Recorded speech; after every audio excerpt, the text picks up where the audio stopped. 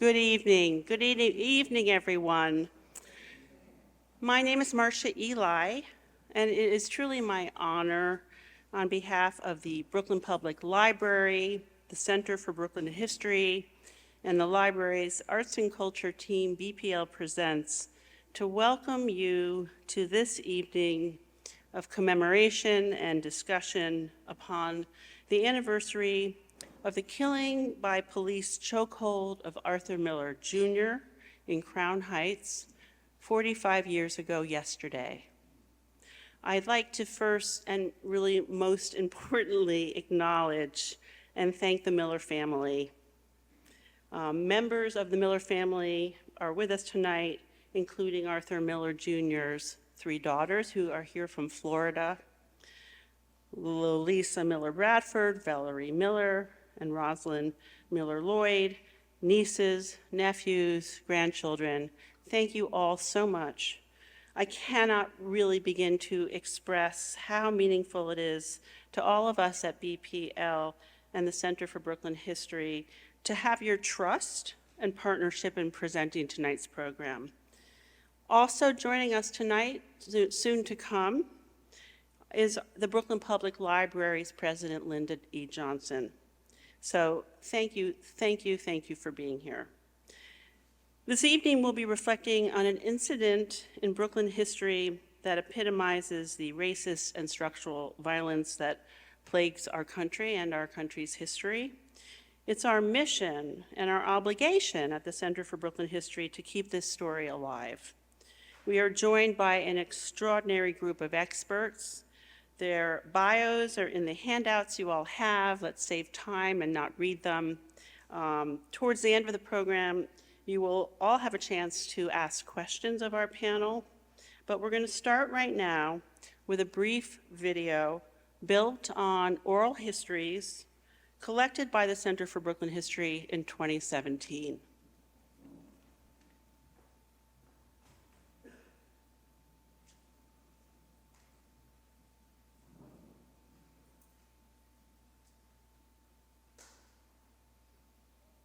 Arthur wanted to get involved in everything. You know, he was excited about the city and excited about doing things.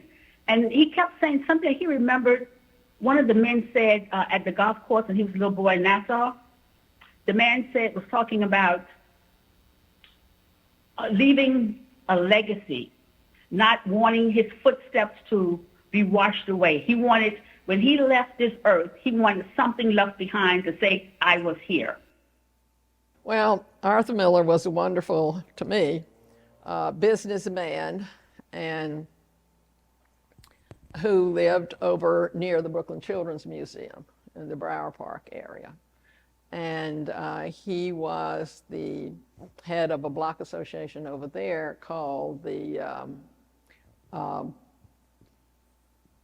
Four-Star Block Association. Arthur Miller lived on, well, he was a super of one of the buildings where I lived in Brooklyn on Prospect Avenue in Crown Heights. And what he would do is just so put money in the kid's pocket, he would just go have us clean up the back of the building and bring trash to the front, just to put money in our pocket. So he was that type of guy. He was viewed as a civil rights leader for the community, or activist.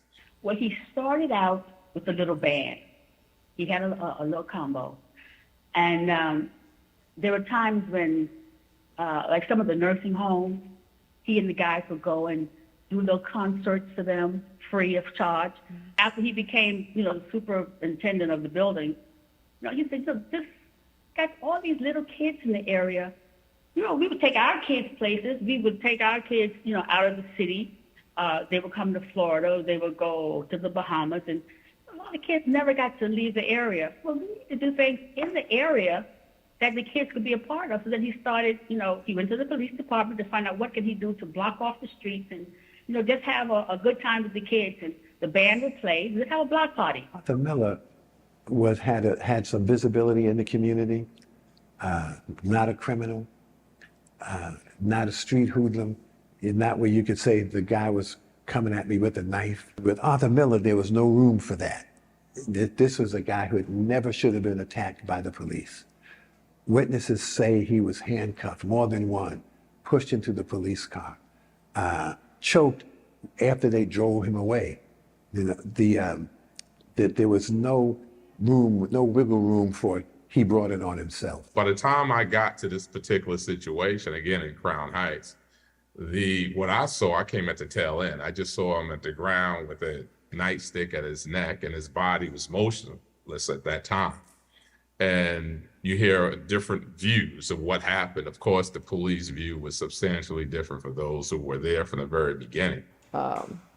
When Arthur was killed, coming out to try to help his brother, Arthur came out to help his brother, and the police jumped him. He was carrying a gun legally, and they could see it with his hands up. There was a loud banging on the bedroom window. There was a gentleman banging on the window. And a lot of the people, I don't know why they didn't know my name, or they used to call me Miss Arthur. And he was banging on the window, hollering, Miss Arthur, Miss Arthur, Miss Arthur. I said, what is? So I, of course, ran outside right away. And he said, something has happened. He said, the police have Arthur. They put him in the back of the car, and he doesn't look right. I had a permit for a gun that he used to wear on his side. Mm-hmm. He got the permit through the police department. He took shooting lessons, target things through the police department. The police was always at our building, lifting weights with him, doing everything. So they all knew he had the gun. All of a sudden, the guy said he held up his hand, they saw his gun, and the police panicked. Why would they panic? It was holstered. They knew he had it. Mm-hmm. And he said, all hell broke loose. He said, I don't know what was. He said, there was so many of them on him. We don't know what happened. And then they drug him in the car. Mm-hmm. But they said, well, it was an accident because the police panicked when they saw the gun. They had no way of knowing that it was registered. They had no way of knowing this. They had no way of knowing that. And it was pushed under the rug as usual when they told a black man. I don't know if any of the police knew him. I do not know, because when he died in their custody on the way to the police department does not like for me to say that he was murdered by the police, but they have no objection to me saying that he died in their custody because they know it's the case. And they threw him out in the yard. And there was Stanley Gibbs, was a community officer at that time in the police department. Marvelous person. And he said, so of course he knew Arthur, so he said to them, do you know who you have killed? The whole community mobilized to march over the Brooklyn Bridge to City Hall. And before that, the people of the Coalition of the Muse mobilized at the Muse to go out and try to find the witnesses. But the elected officials told us to back off, that the district attorney had promised that he would do a full investigation and he would open up the records. There were a lot of witnesses. From what I hear, they had the whole place, you know, they were all around watching and saw what happened. I doubt many of them were ever called before the grand jury. There were just thousands of people at that funeral. When I got there, you couldn't even get near the door. So there was so many people in the street. Well, I'm sure all those people who were there, they didn't personally know him. I personally knew him. But, you know, just the fact of how he was killed was a thing that I think stirred emotions in the community near and far, because all those people at that funeral were not from Crown Heights. Arthur Miller was in handcuffs, put in the police car. He was in handcuffs, and they choked him to death. That's an atrocity. That's police criminal behavior. And so in response to the criminal behavior of the police, the entire community would be outraged. These demonstrations were the first time that the community could give vent to its frustration and its anger, which it felt all the time. Nobody had protested police behavior before. So now people are saying that the police are the criminals. And people in the community have felt that all the time. These demonstrations gave voice to the very real sentiments of the larger community.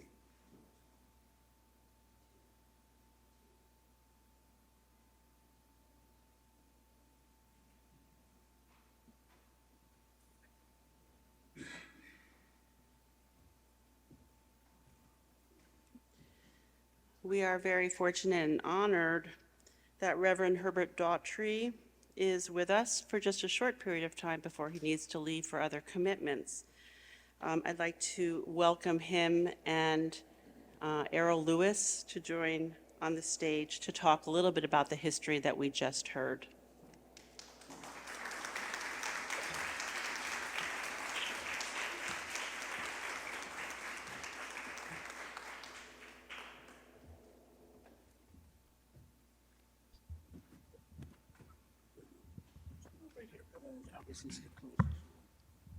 Thanks very much, Marcia, and thank you all for coming out, and especially to the Miller family for traveling here.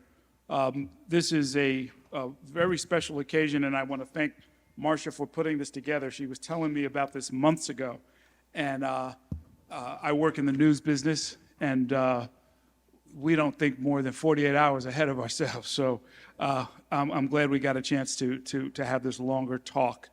And Reverend Daughtry, because I know your time is short, I wanted to just jump right in and ask you to fill in some of the history that many of us don't know. And I guess I wanted to start with the House of the Lord Church, with the church in Crown Heights that was such an important center, certainly by 1978. And I guess I'd start by asking, how did it get to be such a place where there was so much political and community activity, which of course became the center of the demonstrations following the killing of Arthur Miller? Well, it grew out of, well, let me first commend you, my favorite journalist. Thank you. That means that I get asked powerful questions. And Marcia and all of the people, particularly Alicia and the family, everybody, and I see my great friend Bruce Ratner, the developer, played such a critical role in the development of Brooklyn, really. And to my special assistant and granddaughter-in-law, where is she? Somewhere here. And then got my great-granddaughter here with me, so that we started early. Well, it grew out of my biblical understanding, in which we synthesize an ever-deepening relationship with God and political activism and Afrocentrism. Therefore, we created that kind of church. With respect to Arthur Miller, you've got to understand Arthur Miller, what happened to Arthur Miller and what happened thereafter. We have to go back and understand the tenor of the times in which Arthur Miller was choked to death. The police was really running rapid. In 1964, they killed a teenager named Jimmy Powell in Harlem. 1967, they killed a young lad named Richard Ross in Brooklyn. And then in the 70s, in 1972, they killed Ricky Borden out in Staten Island. He was 11. In 1973, they killed Clifford Glover. He was 10. In 1974, they killed Claude Reese. He was 14. In 1976, they killed Randy Evans, shot him in the head, no reason at all. And all of these cases had a consistent factor. The policeman, for the most part, was Caucasian, and they all got off free. In 1967, we said, well, we had enough. So we organized, there were several of us, a man named G2, who said the greatest organizer I've ever known, Al Van, credible, political, and Sam Penn, head of Brooklyn Core, and myself, we said we've had enough. So we developed a tactic, several tactics. Number one, we called for an economic boycott. Black Christmas 77, we gonna shut down New York. And then we knew we couldn't do that. We were selling wolf tickets, but we could shut down Brooklyn. And so we continued to boycott to 1978. In fact, we were on the street when we learned that Arthur Miller had been choked to death. We left the street and went to the school and held a rally. And the next day, 1970, the 15, the Hasid community beat Victor Rhodes, 16-year-old lad, 30 to 50, according to the news report, beat this young man into a pulp. And we call it Bloody Summer 77. There were 8 racist attacks during that year. And then there was a political skullduggery in which black people were gerrymandered out of any kind of political power in the city. So it was that kind of climate in which Arthur Miller came. And that night, I stood up in that rally and made some rather inflammatory, deliberately, statements. I said that we're going to organize our community, we're going to empower our community, and we're going to put a community patrol on the street. And the next time one of these Hasids touch our kid, we're going to tear this community up. Well, we didn't have any more violence on that front. We ran our own political candidates. The depth of our degradation was Fred Richmond, white, millionaire, ran for the seat. The courts had joined up with a majority of black in order to give us a shot at a political district, congressional. Richmond ran, won, and come to find out, he was molested black boys in Washington, D.C. I remember we met with him, and I said, man, you got to resign. He said to me, I'm not going to resign, and not more. What's more, I'm going to win. He ran, he won. It was one of the most self-hating periods that some of the most prominent clergy, people we admired, supported him. What we had, a political representation, supported him. Black bourgeoisie supported him, and he won.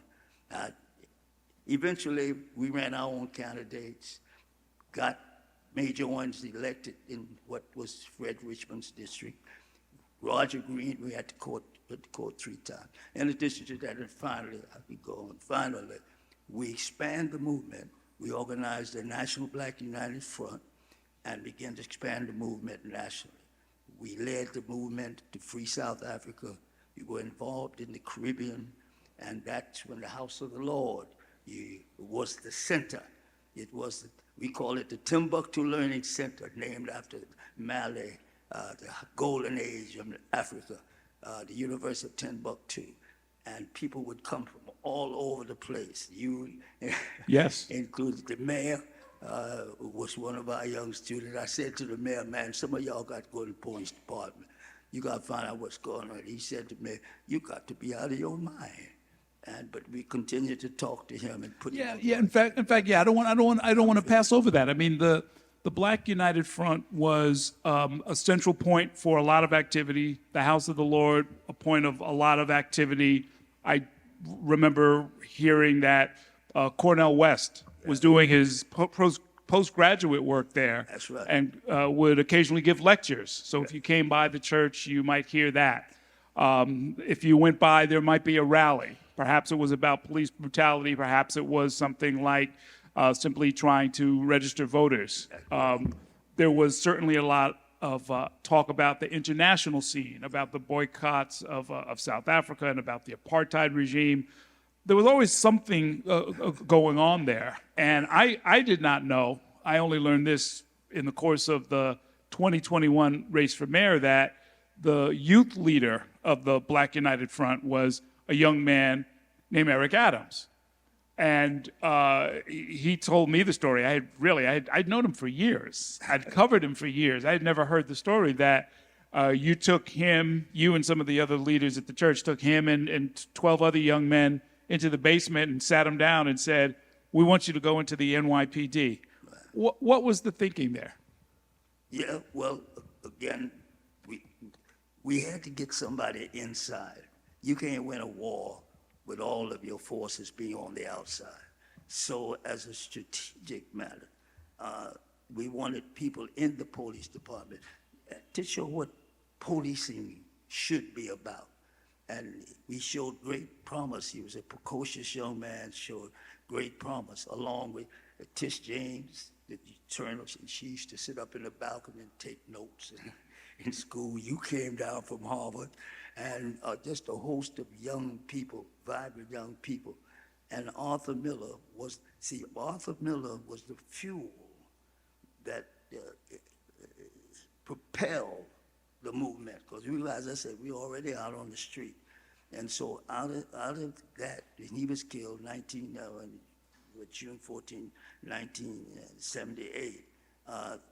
By July, we said, listen, we've got to organize. And that's when we created the Black United Front, which became the National Black United Front, the most preeminent activist organization in the nation. In fact, one of the great contributions we made was a unity between the Afrocentric nationalist Black Power movement that had begun in the 60s and the more moderate movement led by Dr. King and the Civil Rights Movement. There had always been tension. What we were able to do was bring people together and make them understand that we needed unity. We had to unite. Fred Richmond, I go back to him, because it showed the depth of self-rejection, self-hatred, that a man who admitted, yeah, I molested black children, and not only that, I'm going to win. I'm going to run, I'm going to win. The utter audacity, the contempt, and the most prominent people in our community supported him. The utter self-respect, lack of respect, and that's where we were in the 70s, 80s, until we hit the street as a part of our tactics. This New York City, and from there, the nation was not going to rest until we get our hearing, until we get the kind of motion and whatever. And if we have to align ourselves with international forces, we became the preeminent organizers to free Mandela, free South Africa, Maurice Bishop. In 1979, the Jewish movement took power, and Grenada became great friends. Michael Manley, Jamaica, it became a great friend. So we were internationally involved and bringing our people together. And that is the contribution that Arthur Miller fueled, in that kind of climate, we just had to organize. And I could go on, till people begin to feel good about themselves. To the eternal credit of Florence, Mrs. Miller, and even Lolita, she stayed in the movement. On those marches, demonstrations, I remember one night it was chilly, and she was there in short sleeves shirt. I took off my jacket, put it around her shoulder. She refused to leave the meeting. And when I first saw her, she was just a picture of grief, And it had been our strategy is that it's therapeutic for people to be involved, to fight the cause that bring their grief so that other people won't have to suffer the same thing. And she's one of those stalwarts that were always on the front line. You showed a few things. Most of those things that you showed were people commenting, reflecting on the activism part was missing, and she was there for all of that. And the negotiation, we had a 10-point plan for the business community, and I mentioned reference to that because what we were able to negotiate, I learned with Dr. King in 1968, Operation Breadbasket, and then when Bruce Ratner, who's here, decided to rebuild downtown Brooklyn, 26-acre, $4.5 billion development, Forest City Ratner, he and I sat down, and I said, listen, Bruce, you got to do something for the community. You know, you're going to make some money, that's it, but you've always been compassionate and open to the community. And we developed a 6-point program that I need not go into, which we learned from the demonstration after Arthur Miller. And part of that was the Barclay Center. Right, He agreed right. that there'd be a health center, et cetera, et cetera, et cetera. Well, so much of what went on there and so much of what was valuable about it is that it was a learning organization. There was always activity. Some of it was national, international, local. There was talent development where you really sort of provided a welcome environment for anyone to walk in off the street and connect with others. And you had Charles Barron and as your chief of staff and others who have gone on to great prominence. I know you're on your way up to Gracie Mansion, so we're going to let you go, Rev. I want to thank you for all of the work that you've done and for coming by to share some of it with us on this special night. And I know they're recording. I know you're working on your memoirs, and I look forward to reading more about this as we go forward. Thank you so much. Yes, but book it. It's all recorded here. No monopoly on suffering. If you don't have it, they've got it at the library. Yeah, you got to get it. Got to get a copy. And Errol, thank you, man. Thank you very much. And thank everybody. What happens? See what happens when you get to be 92 years old, and all your fangs are gone. Then they invite you to City Hall.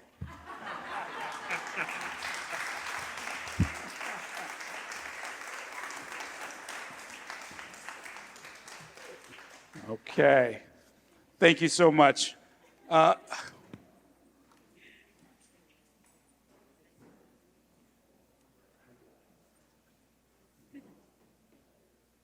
Okay, I'm going to invite our panelists to come up for the next phase of our discussion. Hasan Kwame Jeffries is a history professor and author at The Ohio State University.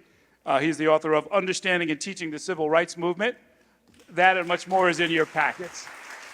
Elizabeth Hinton is an associate professor of history, African American studies, and law at Yale University and Yale Law School, author of From the War on Poverty to the War on Crime and America on Fire, Police Violence, Black Rebellion, and the Fracturing of a Nation. And my friend Paul Butler is an American lawyer. You've seen him on television. He hangs out at Georgetown University Law Center and has written Chokehold, Policing Black Men. Thank you all for being here. Very good to see you. And I guess I want to pick up where Reverend Daughtry left off, which is to say that there was an active movement even around these, you know, there were the cultural aspect, there was an international aspect, but just when it came to police misconduct, police brutality, they called it at the time, there was already a movement in motion. And then the Arthur Miller killing really catalyzed it and brought it all together. Is that how social movements work? I mean, talk about the elusive nature of it, I guess, because there are outrageous incidents that happen everywhere all the time, but then there are incidents that become sort of historic markers and catalyze social protest. Well, certainly there never is a time when we look back at the African American experience where African Americans are not engaged in resistance against white supremacy and racial terrorism and racial violence. One of the core themes of the Black experience is the persistence of resistance. So no matter what time period you're looking at, you're going to find African Americans engaged in formal organizing. Now, that doesn't always rise to the level of high visibility, but it's always there. And so what we just heard and what was described is one of these examples, not in the Deep South, not in the segregated South, but in the Jim Crow North, if you will, in New York City and Brooklyn, where African Americans have been organizing, often out of the sight of mainstream press and media, but organizing to secure those basic civil rights and human rights that have been denied them.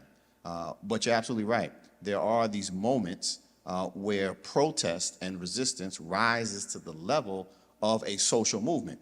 And often that is triggered by a catalytic event, something tragic as we see in this instance that really draws people's attention to and focus and energy on dealing with an issue. And in this instance, it was that issue of police violence, police misconduct.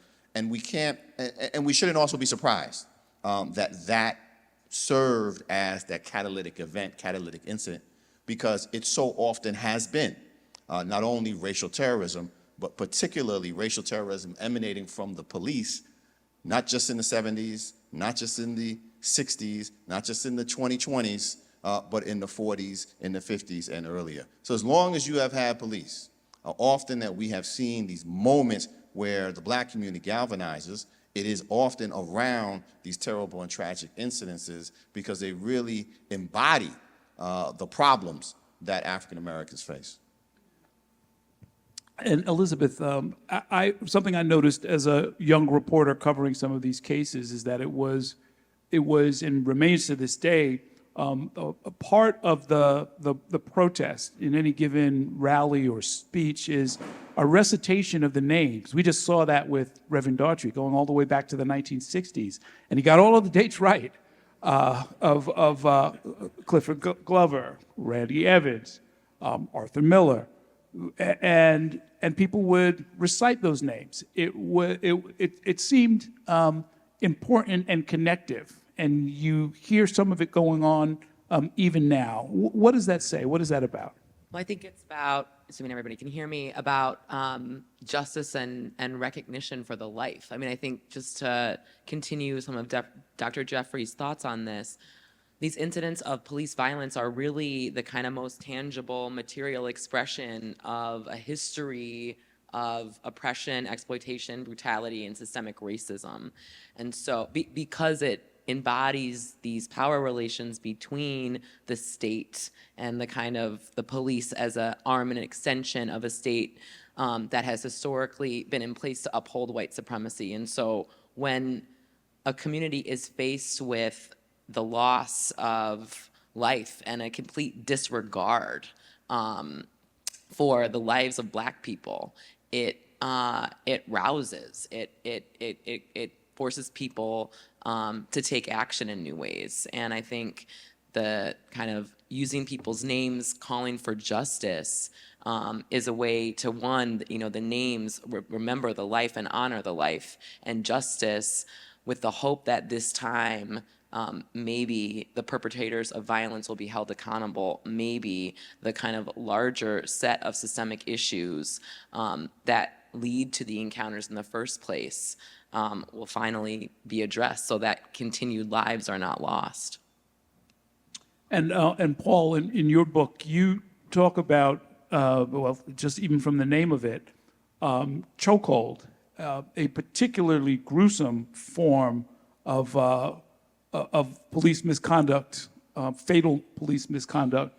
And you talk about a number of different cases and then really sort of build it almost as a metaphor for other kinds of violence. Is there something about the chokehold in particular that has sort of galvanized people in different communities?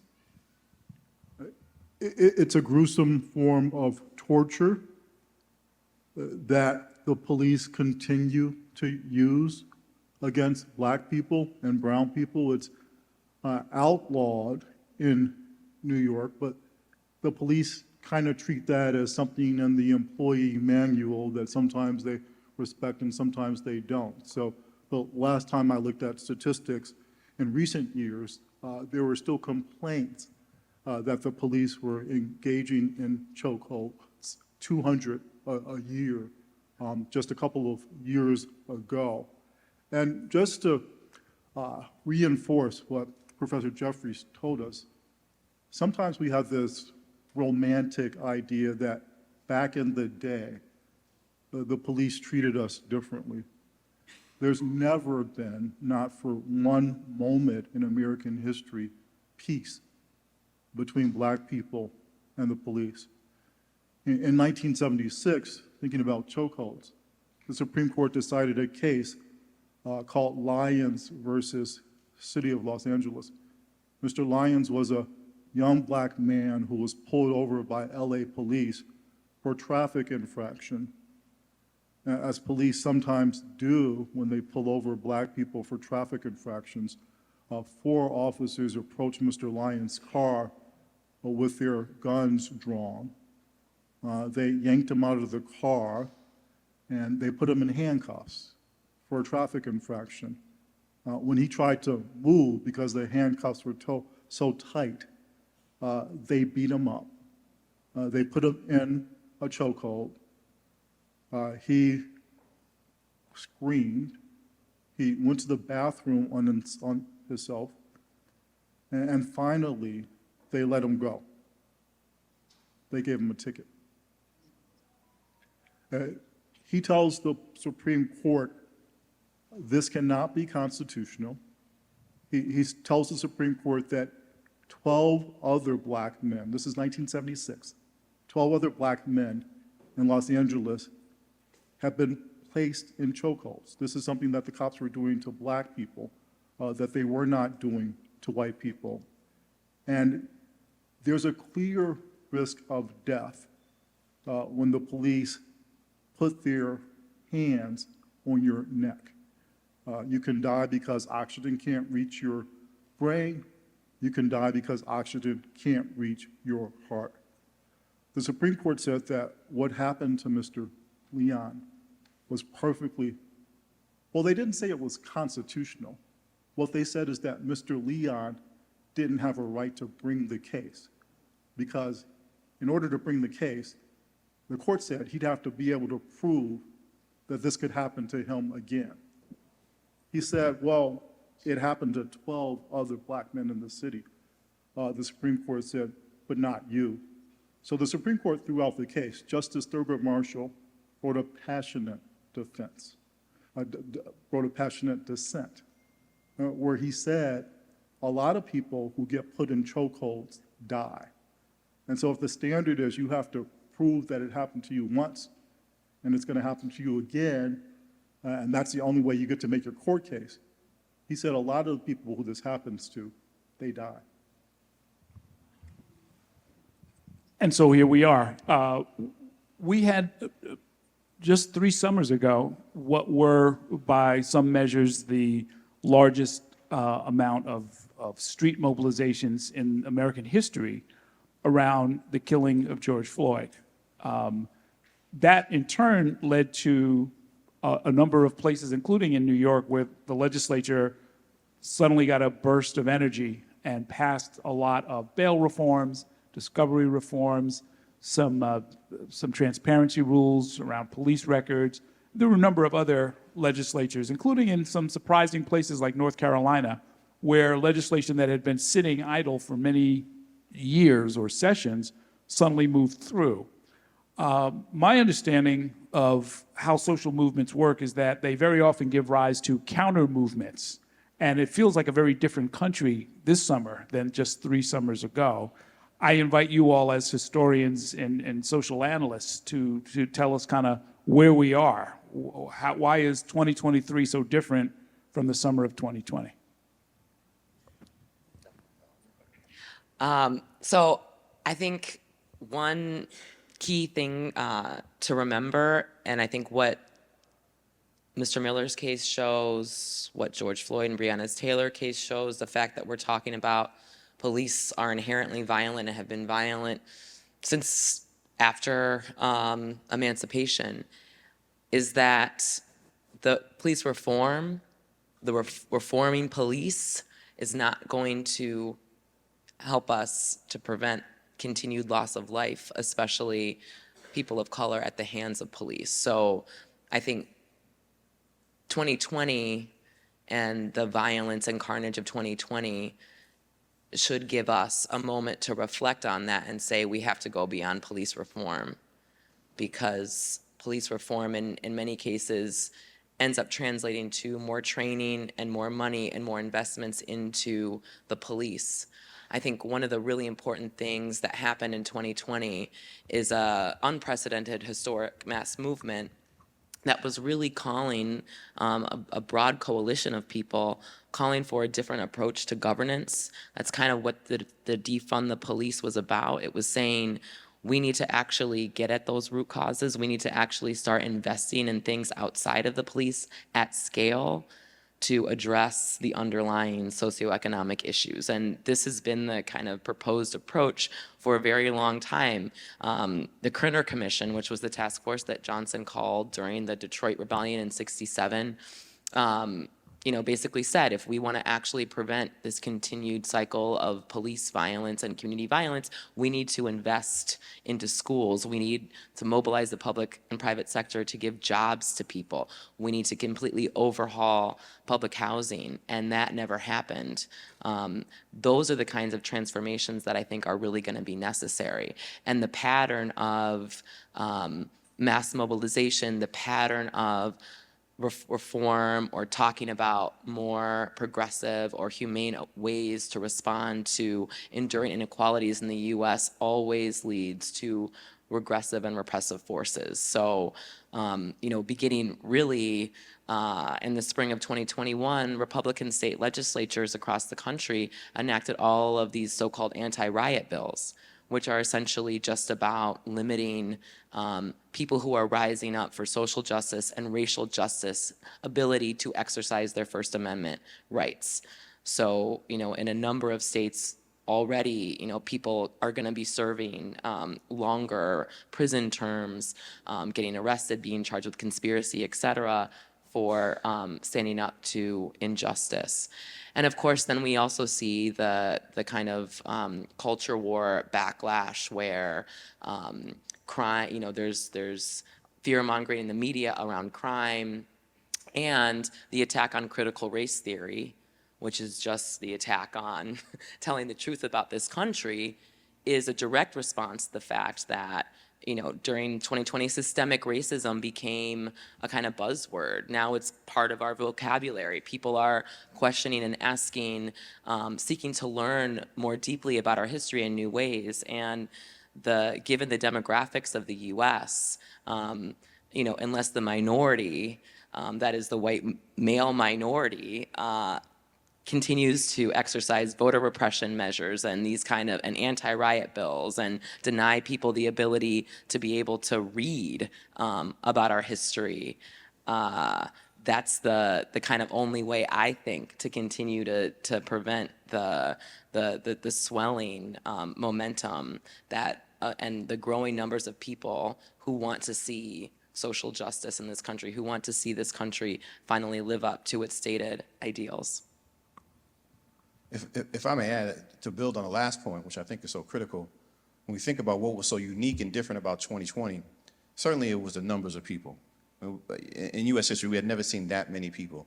20, 30 million people, some estimates, in June of 2020, another 20, 30 million taken to the streets. And they weren't just calling for justice for the victims of police violence. They were calling for an end to systemic racism. And it wasn't just black folk. Ain't that many black people in America. The vast majority of folk who were out on the streets were white people, and they were young white people. And you have young white folk calling for systemic racism. Little Kylie, because it's always Kylie, little Kylie calling for systemic, going home to Long Island, right, and sitting down with mom and dad saying, look, we got to do something about systemic racism. That shook to the core those political conservatives who benefit from maintaining the status quo. And so I submit that part of what we're experiencing is the response to that fear of an young activist generation calling for not just change around the edges, but changes in everything that we do and the way that we do it. And that scared folk. And that comes on the heels of Donald Trump losing, right? And so then it's like, okay, we're really up against it. And so all of these measures that are designed to silence not only activists, as you were pointing out, which is critical on the one hand, the anti-riot measures and the like, that's designed to keep people off the streets because they saw the potential and power of young people organizing around police violence, organizing around gun violence and the like. You have that, then we got to stop talking about this in the classroom. This is the anti-critical race theory and all these divisive issue bills, creating this political hysteria out of nowhere. And then we combine that as well with the voter suppression laws that we see passed. So it's all three together because folk were shook to the core.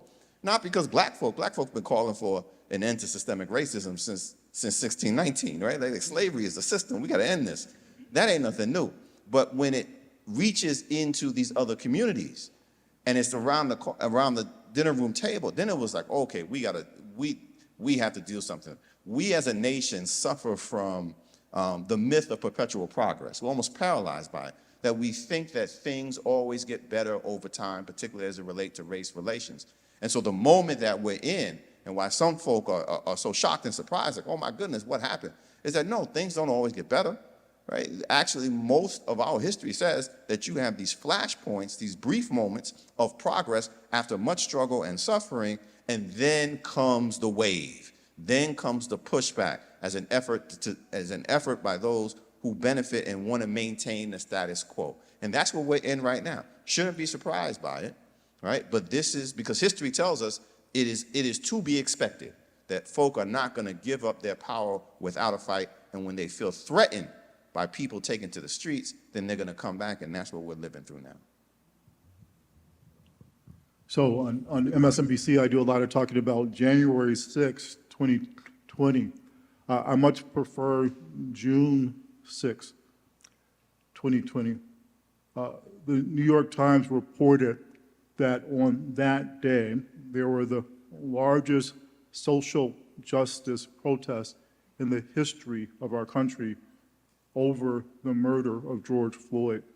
Demonstrations in 550 different cities, very multicultural, multiracial, people coming together because they couldn't take it anymore. If you remember June 6, 2020, most of us were inside, afraid to go out the house. I talked to my mentee, a young black man, who asked if he should go to the protest. I said, well, got to wear a mask, be careful.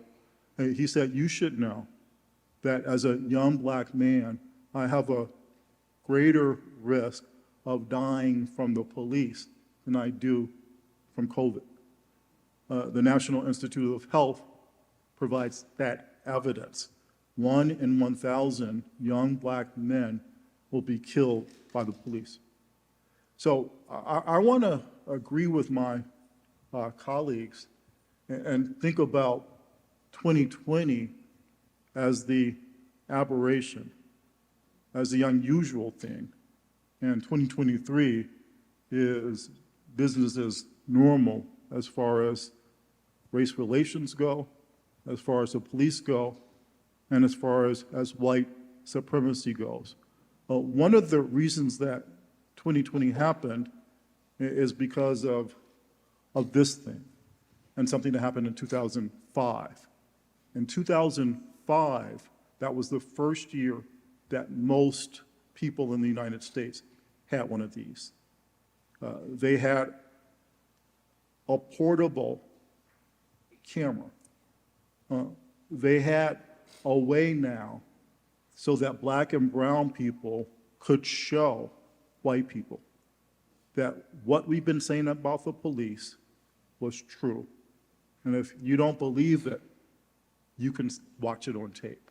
So that's made a huge difference. And finally, to bring it right home to 2023 and the backlash.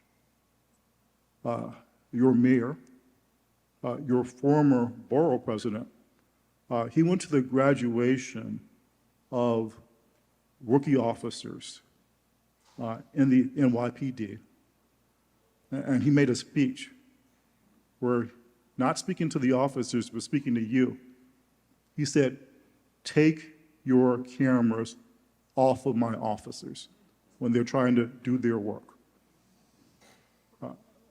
That's the backlash, and it's coming from us in the sense of some of our own elected leaders.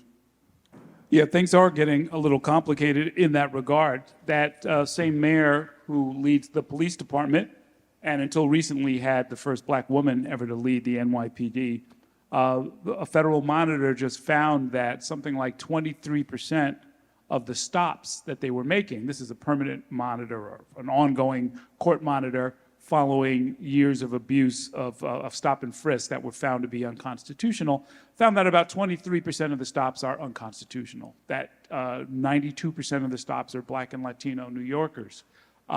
This was just a few days ago. It's unclear what comes next. The monitor's findings landed on the desk of a mayor who basically challenged and on some level dismissed those findings. It's unclear what activists will do, whether there'll be litigation. What happens next, is as always up to us. But I am struck by the fact that we now have black mayor, black police commissioner, black state attorney general, very powerful members of Congress. We have a different kind of configuration, and yet from the books that you've written and the work that you've done, we still have in some ways the same problem, right? So talk us through why we don't want to make the mistake of thinking that the mere presence of black officials fundamentally changes the dynamics that you've written about in your books. Well, certainly it's not enough just to have black faces in high places if you don't change the way you do things. And too often, I mean, there was a time when it was likely that just merely having a black person in elective office, you were going to be better off if you were black because the white folk were so terrible. But we know the power of politics, the power of political traditions, political culture, police culture, that it is not enough simply to integrate. You have to be engaged in a process of transformation and change. And if you do not do that, even though the input is the same, the output will be different. Particularly with elected officials, I think it's incumbent upon the communities that elect them to then hold them accountable, not simply to send them to office and then expect them to do something different, that you always have to hold them accountable, calling them to task for the things that they are doing and they are not doing, and the things that they are not doing. And if they're not doing what you sent them to office to do, then you vote them the hell out. At the same time, I think it's important for us to understand that simply in the realm of politics, that elected officials aren't simply going to be the answer for the problems that we have. Even having a black mayor is not going to be enough. We had Reverend Daughtry, who was here. He understood that the pressure has to be from within, to be sure, but it absolutely has to be from without as well. And so the mobilization has to begin before the election and has to continue after the election, so that elected officials understand that they are beholden to us, the people, and not to anyone else. Yeah, I mean, it's not just Mayor Adams. A number of it's not only Mayor Adams, a number of African-American leaders are legitimately concerned about crime. For the record, in this city, violent crime is going down, not up. But we certainly understand their concerns, and many of us live with those concerns. The problem is that many of those mayors are also open to the concept of police violence against black men and women and brown men and women as a crime control strategy. If that's what it takes, if it takes when you're walking down the street getting pushed up against a wall by armed agents of the state, having them touch all over your body and then saying you're free to go, if that's what it takes to bring crime down, then many mayors, including many black mayors, are open to it. We all know that doesn't work. it would be unconstitutional in any event. But it doesn't work to bring crime down. In my book, Chokehold, I tell a story about a football team right here in Brooklyn, where the young black men who were part of the team asked the coach if they could keep on their football uniforms after practice. They said that when they got out of practice about 6 o'clock, 7 o'clock in the fall, they're walking down the street, a group of young black men, and the police always stopped them. The police always made them put their hands up. The police touched their bodies. And they said, maybe, coach, maybe if we wear our football uniforms on the street, that won't happen to us.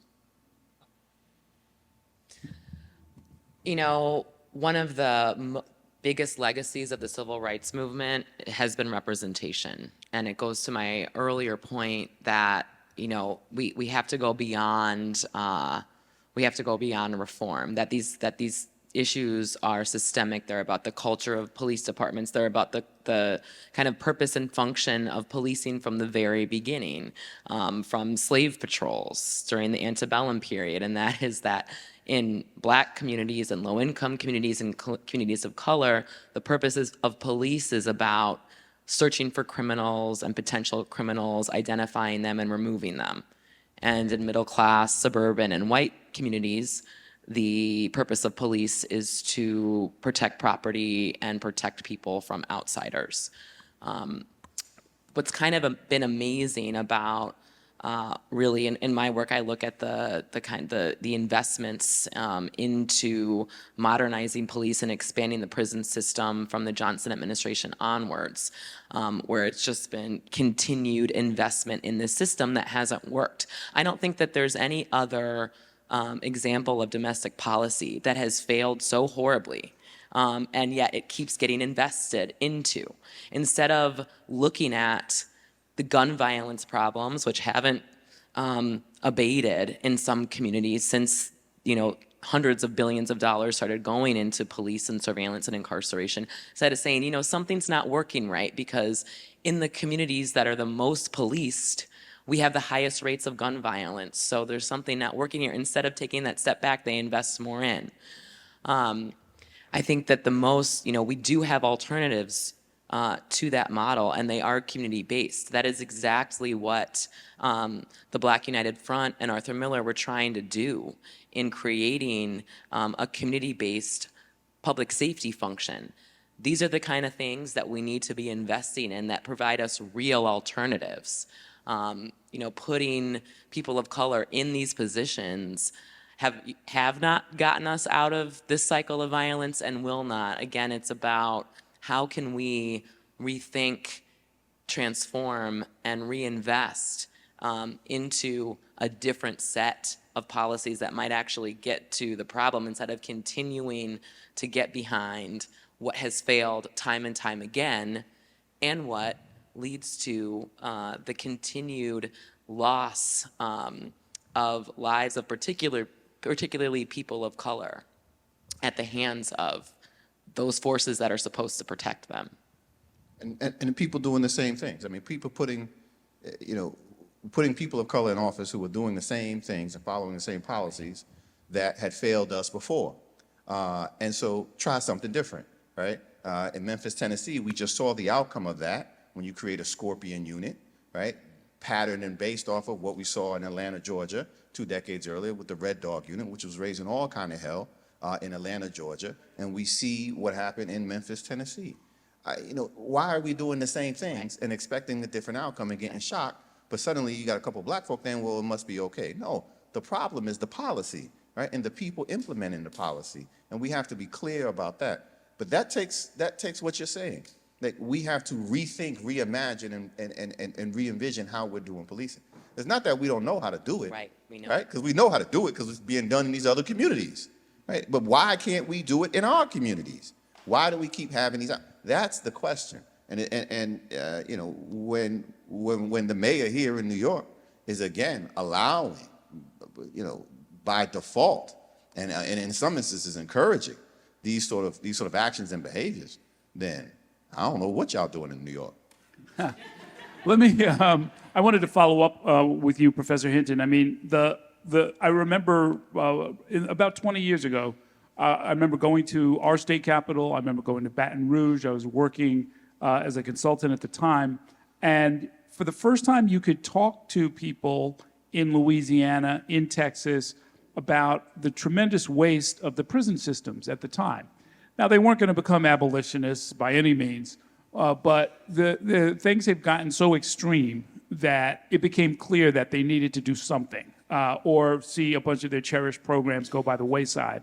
And slowly but surely, they began to not quite decarcerate. I don't know if I'd go that far, but certainly there was a trend, a movement, a conversation, and ultimately funding at the federal level to try and get people out of prison cells, because it's probably the most expensive and destructive way you could try and maintain public safety, and try to do something a little bit more reasonable. Is that a template for some further changes, do you think?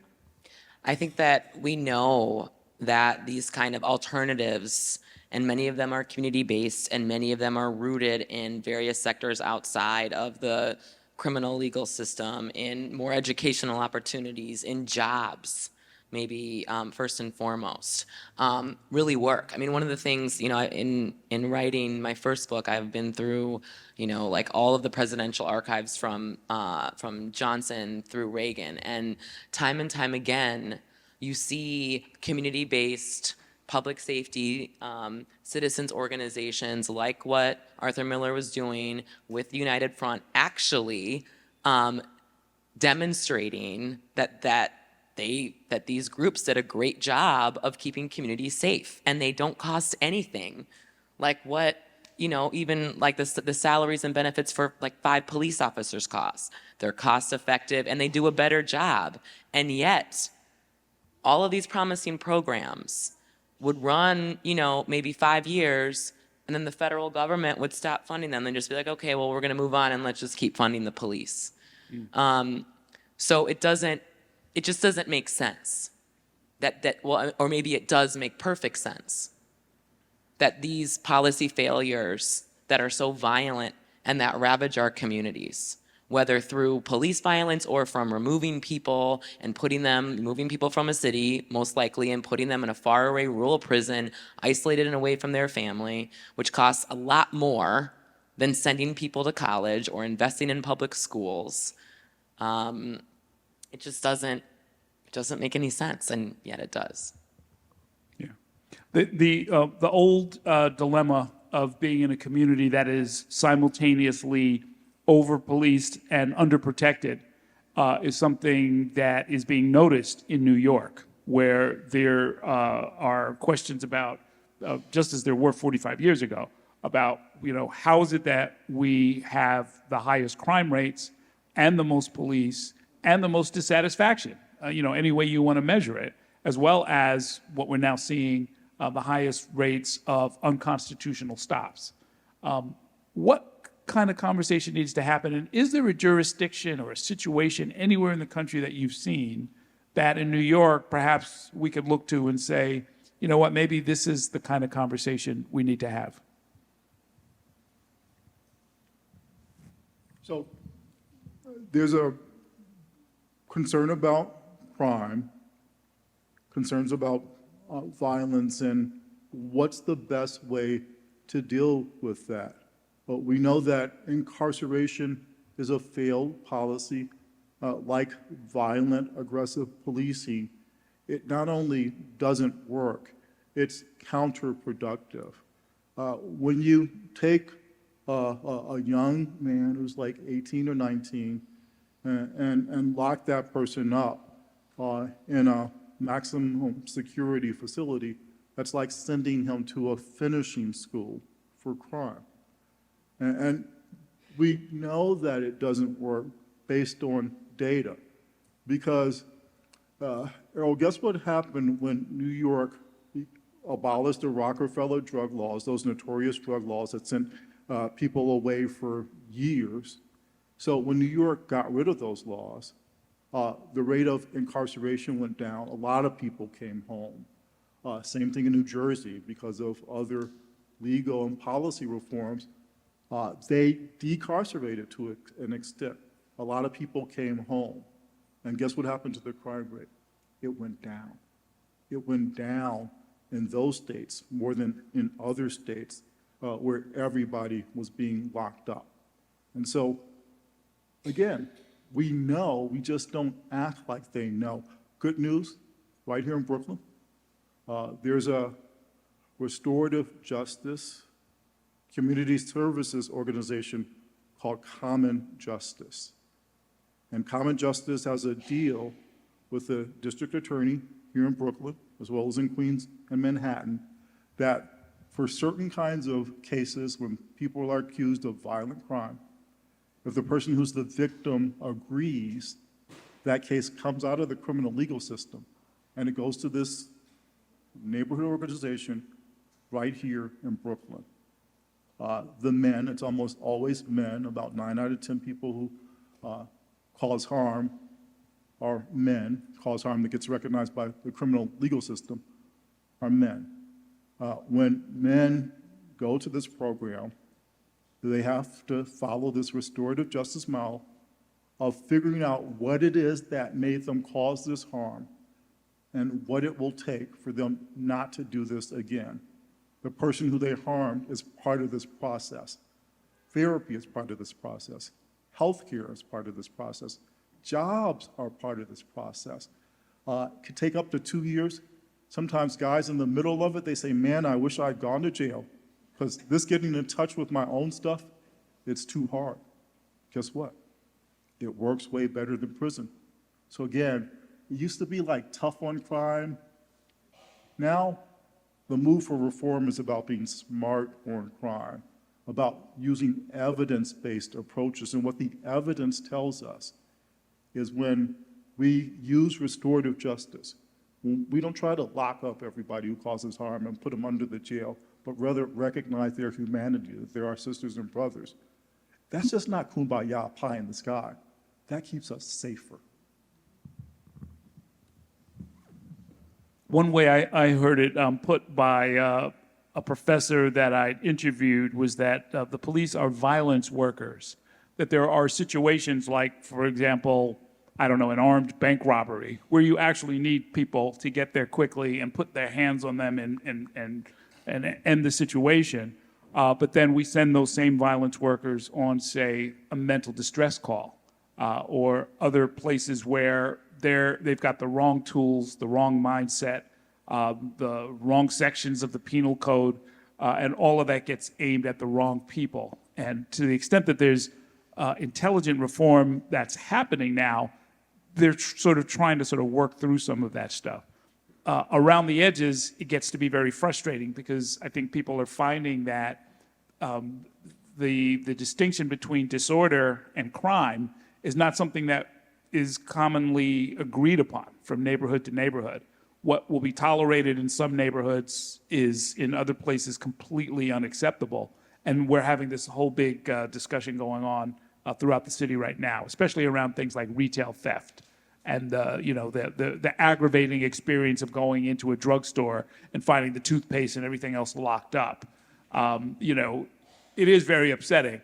I've also gone into some of those same drugstores and seen two, what I know to be fairly well-paid NYPD officers hassling some homeless person who was probably shoplifting less than $5 worth of goods. And I'm thinking to myself, it's like, guys, you've got to have something better to do with your time, right? How do we work through those kind of questions? In other words, when do we get to have sort of an adult conversation? I mean, the tragedies and the violence and the cases that draw out the activists is one thing, but then there's just kind of the background noise and the conversation that needs to happen to try to change some minds about what police are for, the difference between a nuisance and a menace, the difference between true crime and sort of daily disorder. How do we get that conversation going? Well, I think one of the things that we have to do, and this is a challenge, is acknowledge and recognize that fear is a very powerful political mobilizing, organizing tool. And part of the challenge that we face, part of I would argue, actually one of the principal obstacles to having a civil conversation rooted in data, dealing with reality and truth around the issues that you've laid out, is that there are those who benefit from fear-mongering. There are those who benefit from casting aspersions on entire groups. And as long as they continue to benefit from that, then having a real conversation that actually deals with the issues and tries to solve real problems, we won't be able to get there.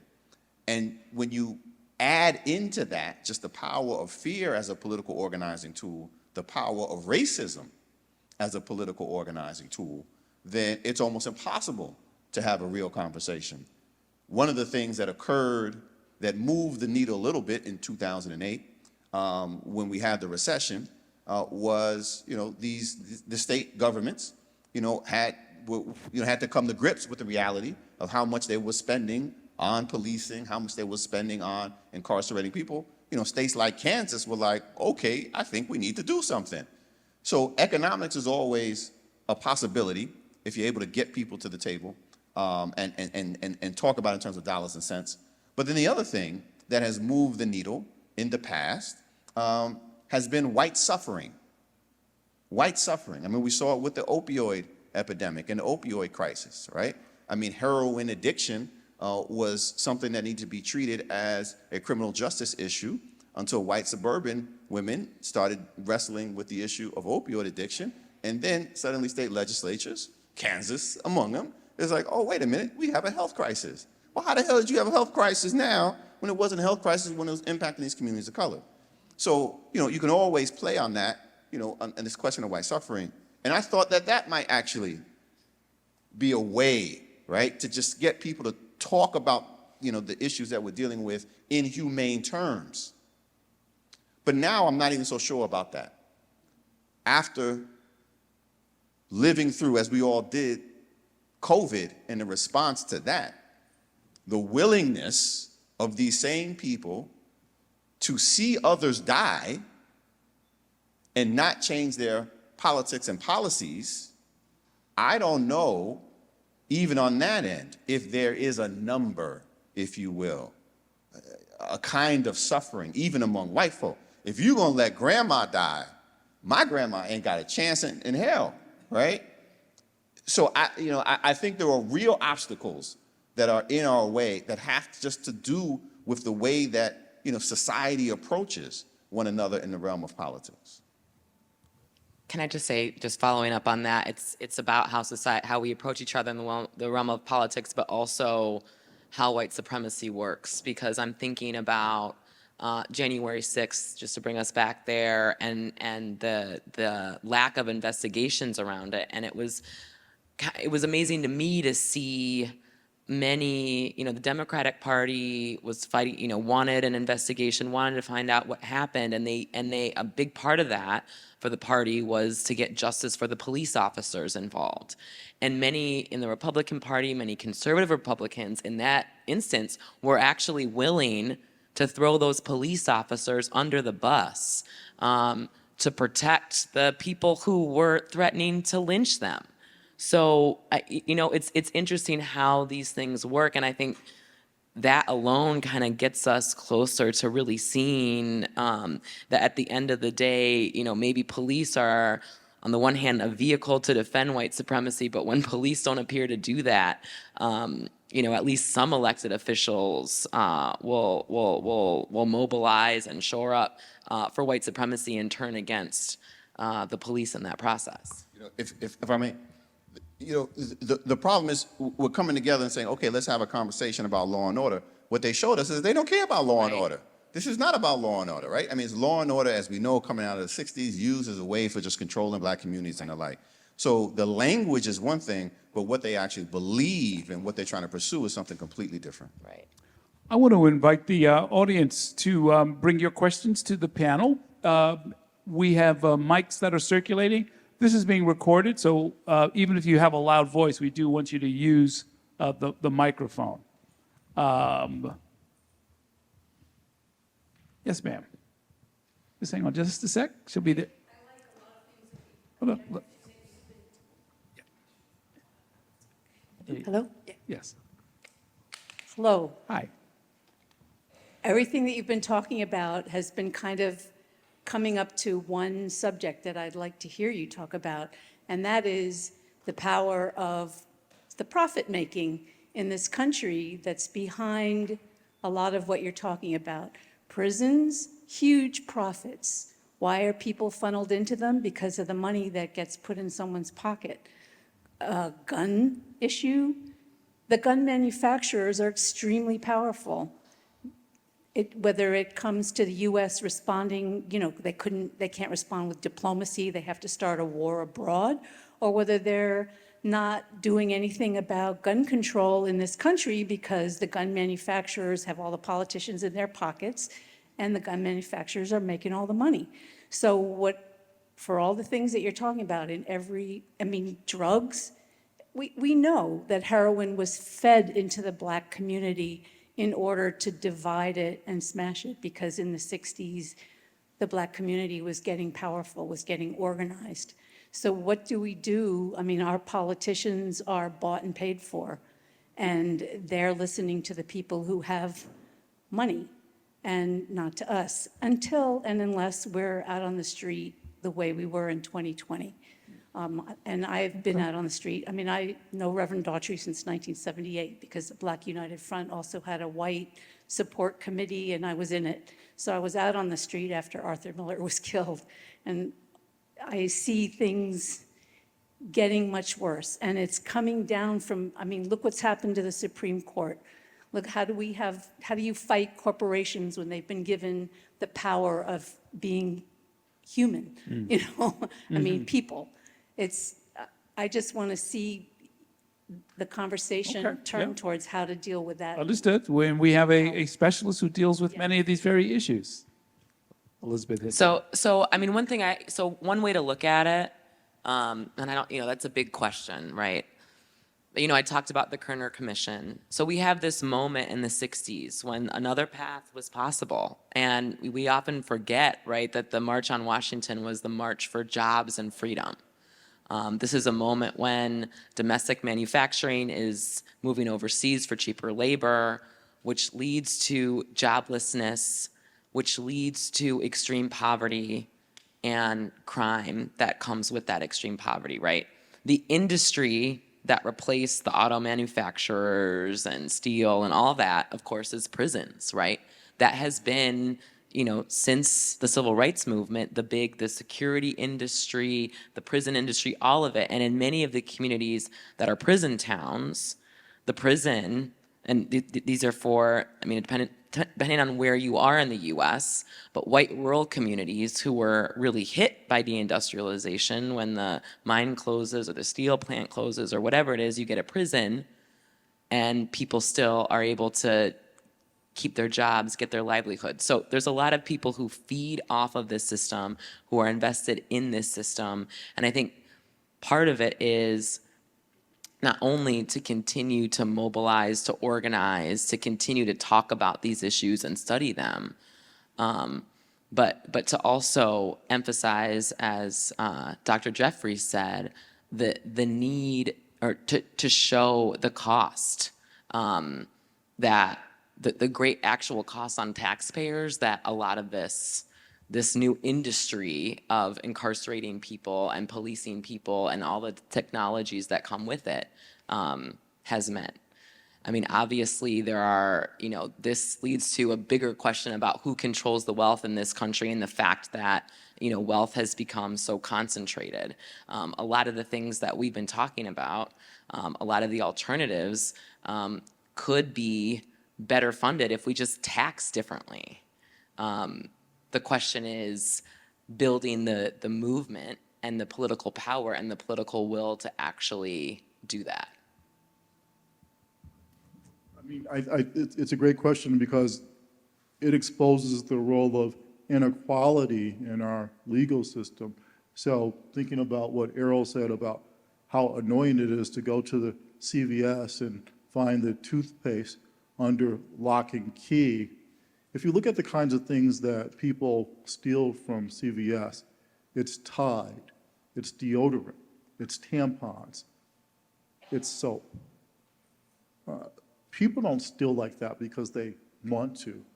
They steal like that because they feel that they have to. And so inequality is part of this conversation. And again, inequality is tied up with white supremacy in this country. It's tied up with the patriarchy. So the question that you're asking is a big one about how do we crush white supremacy? How do we abolish the patriarchy? That's not going to happen tomorrow, right? But the good news is we can also think about reform.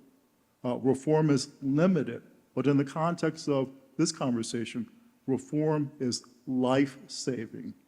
And there, we can think that in the United States of America, we've got 18,000 different police departments. That means that we have 18,000 different ways of policing. And often I discuss that as a negative because there's no federal requirements about who's competent to be an officer, about the kind of force that she can use.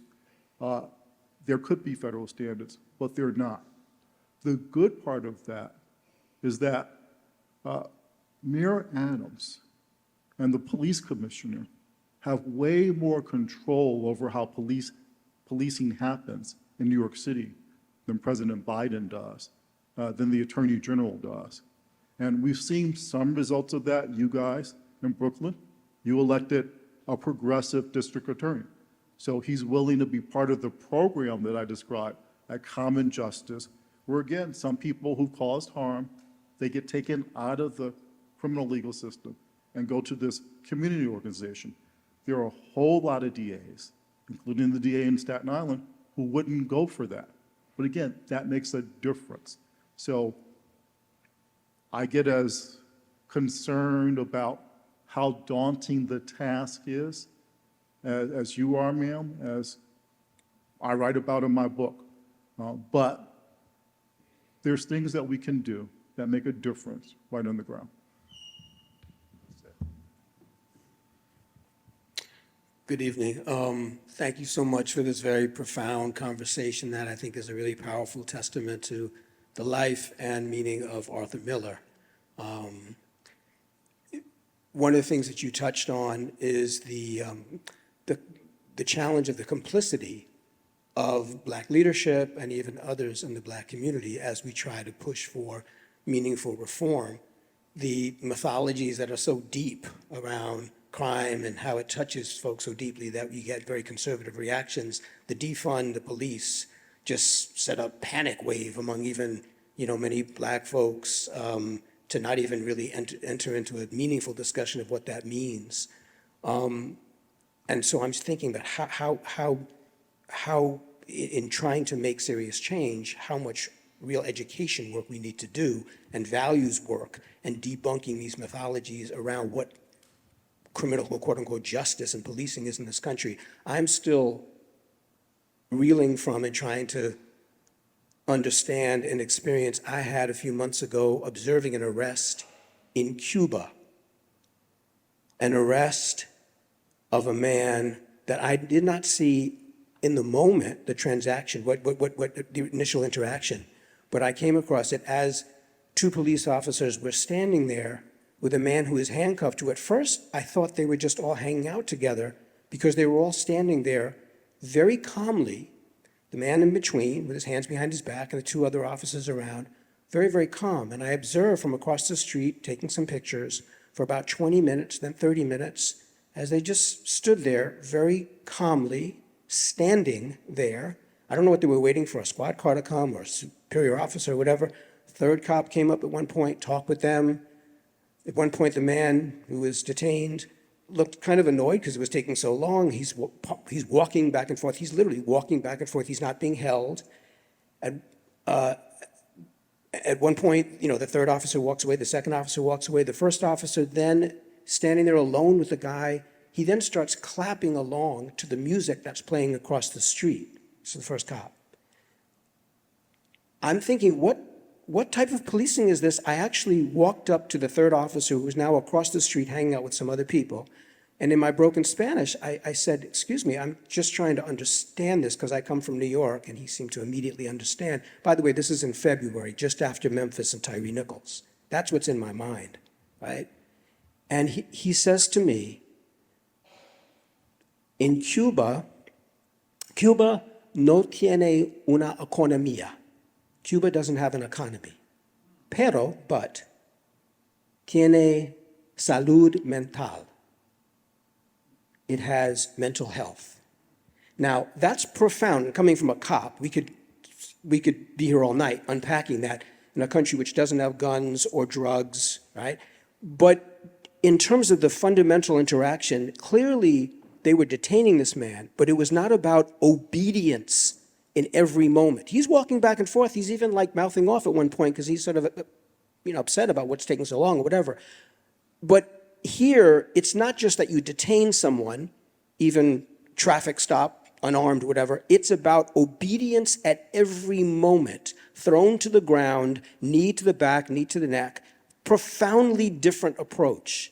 And until we can begin to really unpack what's behind all that and get people to really challenge that and all the racism and the whole history that you're describing, we're not going to make profound change. And we need to see models from around the world. One last thing, a gentleman who stayed years ago from Uruguay said that in Uruguay, if the police even fire their weapon, let alone hitting someone, if they fire their weapon, the burden is on them to prove why they fired their weapon. They're actually not on detention, but I guess they're on like office, desk patrol or whatever. They have to prove why they had to fire their weapon, because it's all about de-escalation. I have a profoundly different approach here, and we need to really unpack that. Thank you. Okay, thank you for that. Can I just jump on that really quick? I really appreciate that question and your comment. And Errol, when you asked, how can we have simple conversations about this? My instinct was to say, well, we need to know our history, and that's part of the base. It's why I became a historian, because we're not going to be able to address the underlying issue. And part of what makes the U.S. different from Cuba, both, history of slavery, but the way white supremacy operates in the U.S. is different. And in order to dismantle it, we have to study it, we have to know it, we have to expose it. And that's why I became a historian. So I do think that's the other answer to that question. We need to have honest conversations about our history. And I think when I think about 2020, that's one of the big successes. I think that those conversations are beginning to happen. In some ways, the most kind of tangible national reform that we got is Juneteenth, right? But that in itself is a new kind of recognition. It's not going to solve the problem, but it's a recognition of the history of racial inequality in this country. And I think just back to the way this conversation opened, as more people have come to know this history and come to accept this history and understand, what the hundreds of years of racism and brutality behind, the incident that led to the murder of George Floyd, that's dangerous, and that's exactly why history itself is now this political thing that's come under attack that can't be taught anymore. Indeed. This brings us to the end of our time. I want to ask you to join me in thanking our panel for a really great discussion.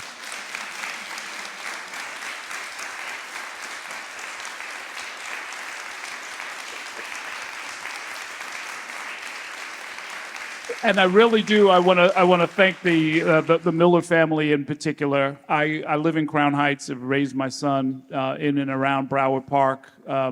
Did not know Arthur Miller personally, but I know the streets. I know the neighborhood.